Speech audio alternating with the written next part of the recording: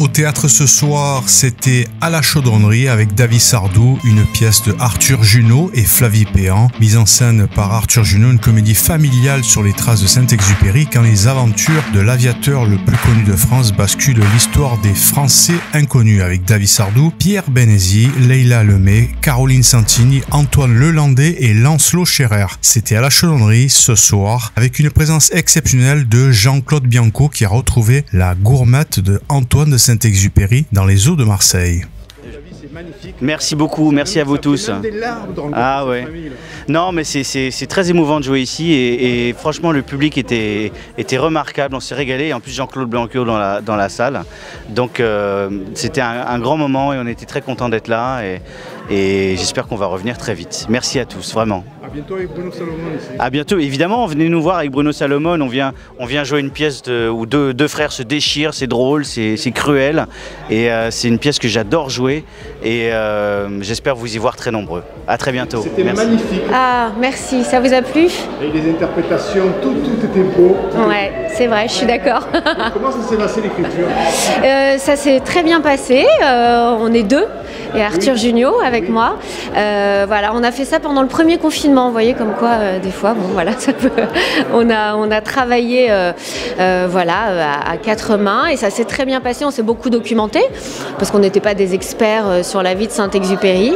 Et puis voilà, on a fait plein de recherches. On s'est rendu compte qu'il avait une vie absolument incroyable, aussi incroyable effectivement que sa mort, comme on dit après dans la pièce.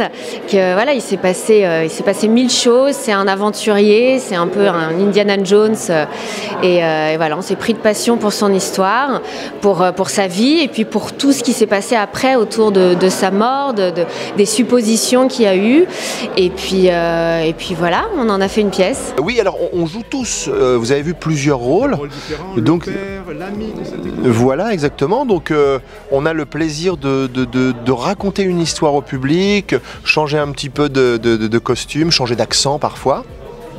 Et puis on a ce plaisir, chacun en jouant plusieurs rôles, de pouvoir raconter cette histoire au public. Voilà, ça c'est un plaisir, c'est le plaisir du théâtre aussi. Parce que vous avez plusieurs rôles, pratiquement la maman et Consuelo, c'est ça? Tout à fait. Bon, c'est dur de jouer la femme de Saint-Exupéry. C'est un travail de tous les jours, c'est une vie agitée, mais heureuse. Enfin, les deux femmes, parce que tu as fait aussi l'américaine. Et Sylvia Hamilton, oui, tout à fait. Oui. Voilà. Puis aux antipodes. Hein. Oui, elles sont très différentes. Oui. Merci voilà. beaucoup. Merci. Des sacrés rôles quand même là-dedans. Hein. Ouais, je te remercie. Écoute, moi je fais 16 personnages et j'ai pas une minute pour m'ennuyer. Quand je fais pas le con sur scène, je suis en train de trier mes costumes. Cette histoire de Saint-Exupéry, ça y est, tu l'as appris, on t'a rendu ton téléphone? Ouais, c'est bon, ça y est, je l'ai récupéré. Enfin, j'ai pu scroller, c'est bon.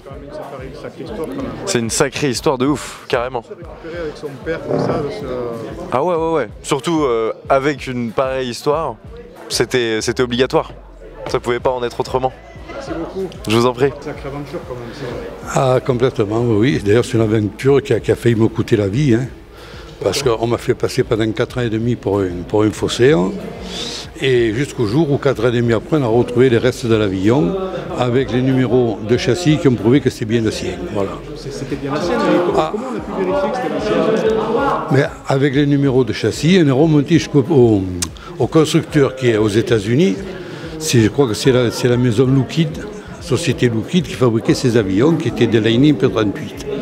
Mais 1 an et demi avant de retrouver la gourmette, on m'avait loué mon bateau pour remonter des morceaux d'avion à côté de l'île verte, à La Ciotat, pensant que ce serait l'avion de Saint-Exupéry 1 an et demi avant.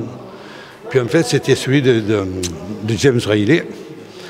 Et 1 an et demi après, moi, j'y pensais même plus. Je continue à pêcher et je tombe sur la gourmette. Donc c'est vraiment le ciel qui m'a envoyé. C'est l'aiguille dans la botte de foin. Dans beaucoup de bottes de foin, parce que la mer c'est grand. Hein. Et oui, et là on l'a retrouvé à combien?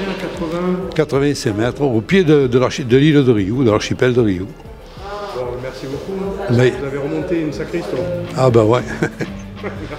Merci à vous. Les amis, n'oubliez pas de partager cette vidéo, n'oubliez pas de vous abonner en cliquant sur le carré rouge, le pouce bleu et la cloche pour être tenu au courant des prochains reportages ou interviews. Les amis, on vous remercie et c'est important de s'abonner pour que la chaîne remonte dans les algorithmes de YouTube. Merci beaucoup et à très bientôt les amis.